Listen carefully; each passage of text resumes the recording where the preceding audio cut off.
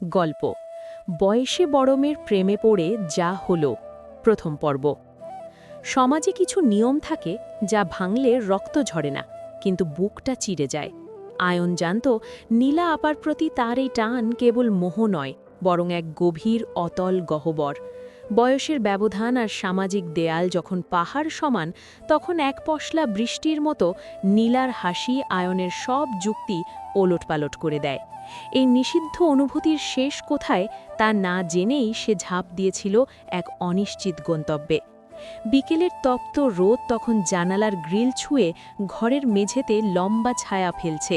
Ion পড়া টেবিলে বসে একটা থিওরি বোঝার চেষ্টা করছিল, কিন্তু তার মন পড়েছিল পাশের ফ্ল্যাটের সেই বারান্দায়, যেখানে রোজ বিকেলে নীল শাড়ি পরে এক নারী চুলে বিনুনি করেন। তিনি নীলা, আয়নের চেয়ে পাক্কা 10 বছরের বড়। নীলা যখন স্কুলে পড়ত, আয়ন তখন কলেজের গণ্ডি পার হচ্ছিলেন। পাড়া প্রতিবেশী হিসেবে তাদের দীর্ঘদিনের চেনা, কিন্তু গত কয়েক মাসে সম্পর্কের রসায়নটা কোথায় যেন বদলে গেছে। অন্তত আয়নের কাছে তো বটেই। আয়নের বয়স এখন 22 আর নীলা 32-এর কোঠায়। সমাজের চোখে এই 10 বছরের ব্যবধান মানে এক বিশাল দূরত্ব, কিন্তু আয়নের কাছে নীলার চোখের সেই প্রশান্তি আর গলার গম্ভীর স্বরটাই ছিল পৃথিবীর সবচেয়ে বড় আকর্ষণ।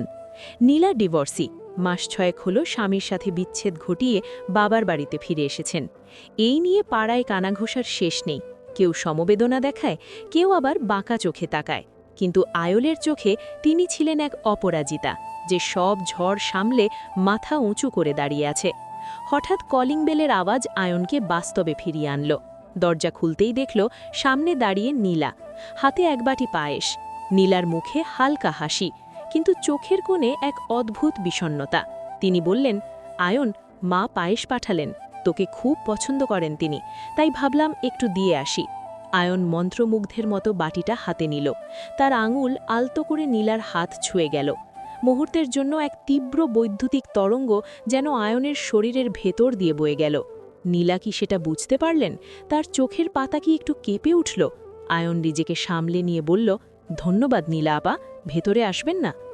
নীলা কিছুক্ষণ ইতস্তত করে ভেতরে ঢুকলেন। ঘরের আসবাবপত্র আর বইয়ের স্তূপ দেখে বললেন, তোর ঘরটা তো আগের মতোই অগোছালো রয়ে গেছে, একটু গুছিয়ে রাখতে পারিস না? আয়ন হাসল। সে জানত নীলা গুছিয়ে কথা বলতে আর পরিপাটি থাকতে পছন্দ করেন। নীলা যখন আলমারির ওপরে ধুলো ঝাড়ছিলেন, আয়ন অপলক দৃষ্টিতে তাকিয়ে রইল। তার মনে হতে লাগল, এই মানুষটার ছায়া যদি সারা জীবন তার ঘরে পড়ে থাকত তবে মন্দ হতো না। কিন্তু পরক্ষণেই এক অপরাধ বোধ তাকে জাপটে ধরল। সে কি ভাবছে? নীলা তার বড় বোনের মতো, অন্তত সমাজ তো তাই বলে। নীলা যাওয়ার সময় দরজার কাছে দাঁড়িয়ে একবার পেছনে তাকালেন। বললেন, সোনায়ন, পড়ার চাপে নিজের যত্ন নিতে ভুলে যাস না, শরীর খারাপ করলে কিন্তু সব শেষ। কথাগুলো খুব সাধারণ ছিল, কিন্তু আয়নের কানে তা এক স্বর্গীয় সুরের মতো শোনাল। সে বুঝতে পারল না এটা কি স্রেফ মায়া নাকি ভালোবাসা। তবে সে এটুকু জানত, নীলার প্রতি এই আকর্ষণ তাকে ধ্বংস করে দিতে পারে। সমাজের চোখে এটা নিষিদ্ধ, নৈতিকতার বিচারে অগ্রহণযোগ্য। তবুও মনের কোণে এক নিষিদ্ধ ইচ্ছার বীজ বপন হয়ে গেছে, যা ধীরে ধীরে মহীরুহ হবার অপেক্ষায়। আয়ন জানালা দিয়ে দেখল আকাশ কালো হয়ে আসছে। মেঘের গুড়গুড় শব্দে আসন্ন ঝড়ের সংকেত পাওয়া যাচ্ছে।